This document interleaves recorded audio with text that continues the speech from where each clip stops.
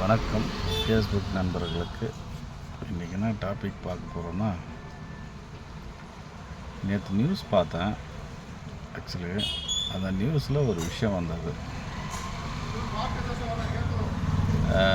இந்த புயலுக்கு நிவாரண நிதின்னுட்டு சிவகார்த்திகேயன் அவர்கள் ஒரு செக்கு ஒரு 10 லட்சம்ன்ட்டு கொடுத்தாங்க.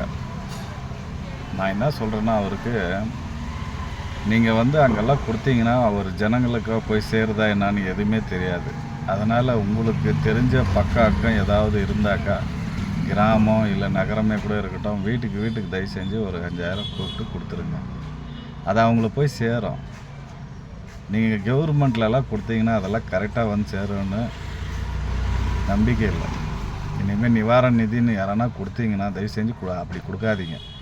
நேராக போயிட்டு உங்கள் ஏரியா பக்கம் யார் யார் கொஞ்சம் ஏழைப்பட்டவங்க, யார் யார் ரொம்ப தண்ணி வெள்ளத்தால் பாதிக்க யார் பட்டுக்கிறாங்களோ அவங்களுக்கு நேராக போயிட்டு கையில் கொடுங்க. நம்ம பாலா எப்படி கொடுத்தாரு அந்த மாதிரி கொடுங்க.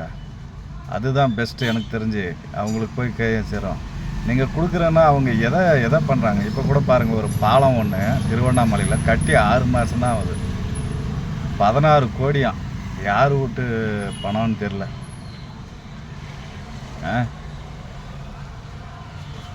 ஒரே ஒரு தண்ணியில் அடிச்சுன்னு போய்க்குது. நாம் ஒரு வீடு கட்டுறோம், எவ்வளோ தண்ணி வந்தாலும் அடிச்சுன்னு போகிறதில்ல, பார்க்குறீங்களா? அப்போ பேஸ் எப்படி போடுறோன்ட்டு அவங்க என்ன மாதிரி போட்டுப்பாங்கன்னு பாருங்கள்.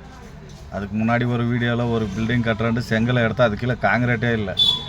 எவ்வளோ வீடியோ பார்க்குறோம். அப்போ கூட விழிப்புணர்வு யாருக்குமே வரமாட்டேங்குது. என்ன தான் பண்ணுறதுன்னு தெரில. இந்த ஜனங்க ஓட்டு போட்டு இப்படி நாசம் பண்ணுறது எல்லாம் லஞ்சம் ஊழலும் ஊறி போயிட்டுருக்குது. ஒரு பிரிட்ஜி ஒரு 6 மாதத்தில் போயிருமா? இப்போ என்ன லட்சணத்தில் அதை கட்டியிருப்பாங்கன்னு யோசனை பண்ணுங்க. அதெல்லாம் நினச்சா இதை பார்த்தும் ஓட்டு போடுறாங்க பாரு. அந்த ஜனங்களை சொல்லணும்பா, இவ்வளோ தெரியுது, இவ்வளோ பண்ணுறாங்க, என்னத்துக்குடா அப்படின்னு தெரிஞ்சும் ஓட்டு போட்டு இது பண்ணுறாங்க.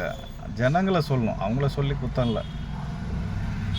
அன்றைக்கி மட்டும் கோழி பிரியாணியும் கையில் ஒரு 500 கொடுத்தா போதும்னு நினச்சின்னு எவன் வாழ்கிறானோ அவன் எல்லாம் செத்துருங்கடா. போய் வாழாதீங்க உயிரோடு. நீங்கள் யாருக்கு புண்ணியங்கிறது சொல்லு.